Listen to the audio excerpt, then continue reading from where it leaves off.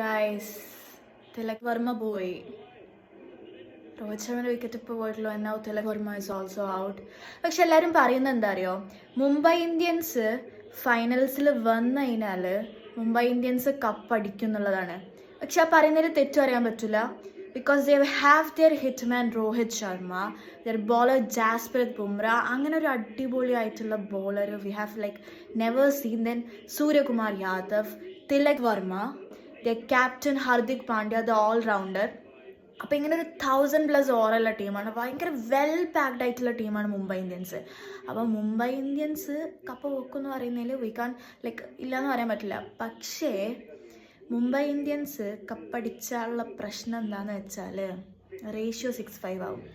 That is Mumbai Indians 6 and CSK 5.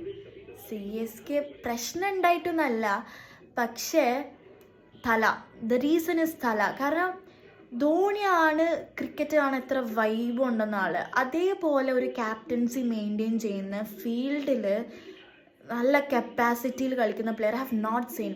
എടാ ഞാൻ മറ്റേ വൈബടാ, ഇങ്ങനെ എല്ലാ CSK ബാറ്റേഴ്സും നല്ല അടിപൊളിയായി ബാറ്റ് ചെയ്യുമ്പോൾ ഓലിങ്ങനെ ഔട്ടാകാൻ വേണ്ടി കാത്തിക്കും, എന്നാലേ ധോണി ഇറങ്ങുള്ളൂ. ഐ മീൻ എൻ്റെ ഒരു ക്രിക്കറ്റ് ഡിക്ഷണറിയിൽ ഇപ്പോഴും DRSൻ്റെ ഫുൾ ഫോം എന്ന് പറയുന്നത് ധോണി റിവ്യൂ സിസ്റ്റം എന്നുള്ളതാണ്. എന്താല്ലേ ആളുടെ ഇമ്പാക്റ്റ് നോക്കാം. നമുക്ക് ഫൈനൽ നോക്കാം, റേഷ്യോ 6-5 ആവുമെന്നുള്ളത് നോക്കാം. ആയാലും കുഴപ്പമൊന്നുമില്ല, ഇനിയിപ്പോൾ ഉണ്ടല്ലോ, വർഷങ്ങളുണ്ടല്ലോ IPL.